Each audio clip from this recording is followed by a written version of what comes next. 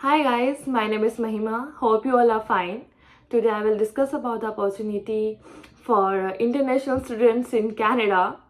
जब international students Canada के अंदर आते हैं तो उनका फर्स्ट प्रेफरेंस यही रहता है कि वो अपना रिज्यूमे किसी पिज़्ज़ा स्टोर में दें, किसी वॉलमार्ट में दें।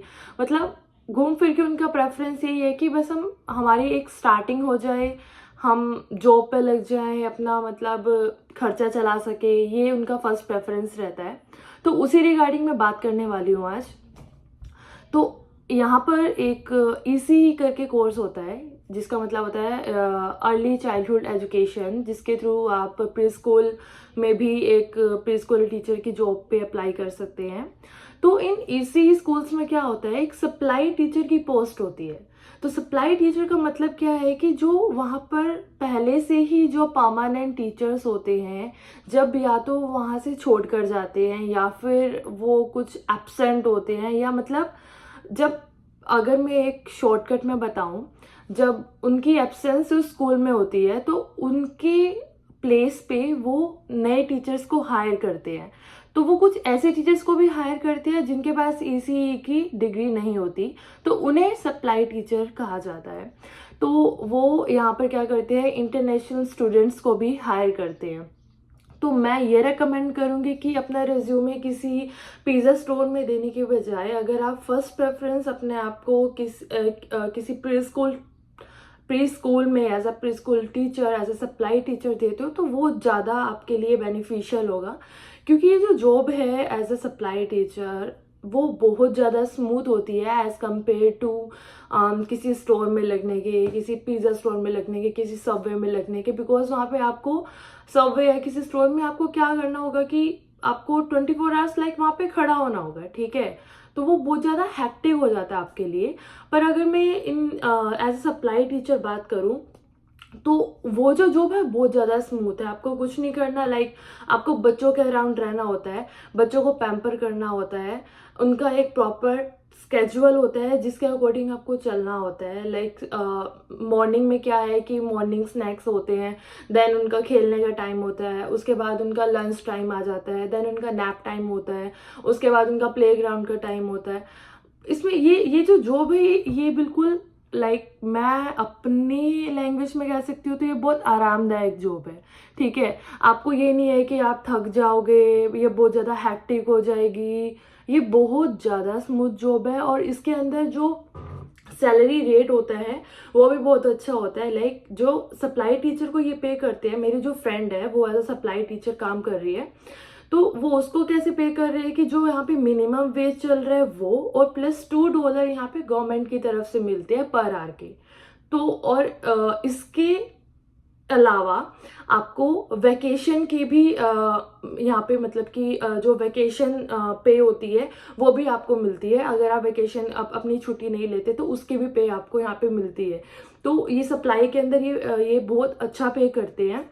जिस तरीके से हमारे पास डिग्री नहीं होती, तो इस डिग्री से बहुत अच्छा पे करते हैं। जो मेरी फ्रेंड है वो इस टाइम पे समथिंग कुछ 1955 कुछ अर्न कर रही है, $19.55। यही अगर आप किसी स्टोर में लगते हो तो आपको स्टार्टिंग कहाँ से मिलेगी, $17 जो यहाँ पे मिनिमम वेज चल रही है वही आपको देंगे, ज़्यादा से ज़्यादा वो आपको $18 तक दे देंगे। तो ये वाला जो सप्लाई टीचर वाला है, मैं यही रिकमेंड करूँगी कि अपना एक रेज्यूमे बनाए, एक अच्छा सा रेज्यूमे बनाए, उसके अंदर अपना इंडिया का कुछ प्रीवियस एक्सपीरियंस दिखा दे किसी स्कूल का जो आपने किया हो। और अकॉर्डिंग टू मी वो एक तरीके से मैंडेटरी नहीं है, बट एक स्टार्टिंग के लिए मैं यही बोलूँगी कि कुछ आप अपना उसके अंदर दिखाएं। और इस टाइम पे जैसे अब सितंबर आने वाला है, इट्स जून नाउ, तो सितंबर आने वाला है, तो यहाँ पर कैंप वगैरह जो है स्कूल वो ऑर्गेनाइज करता है। तो उन कैंप्स में इनको सप्लाई टीचर्स की बहुत रिक्वायरमेंट रहती है। तो आप लोग या तो online as a EC teacher Indeed पे सर्च कर सकते हैं, ठीक है। और या फिर आपको कोई स्कूल आपके नियर बाय है तो वहाँ पे जाके आप पूछ भी सकते हैं, वहाँ पे अपना रिज्यूमे भी दे सकते हैं।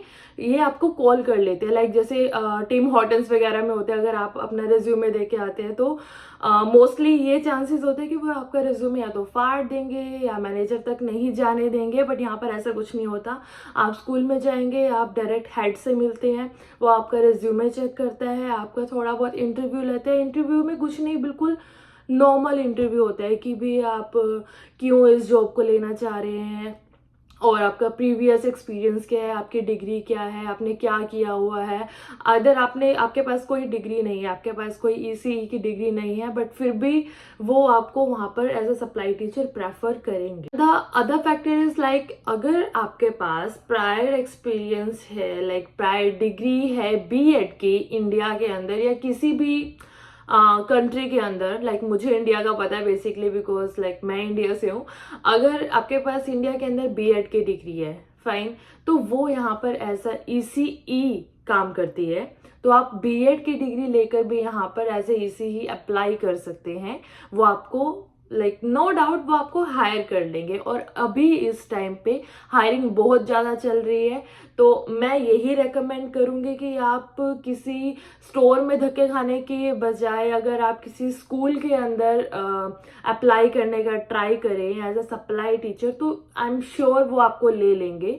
तो मैं पर्सनली ये इन्फॉर्मेशन आप लोगों तक पहुंचाना चाह रही थी, क्योंकि यहाँ पे जब बच्चे आते हैं अभी राइट नाउ बहुत काम कम मिल रहा है बच्चों को, तो वो लाइक डिप्रेशन में भी जा रहे हैं।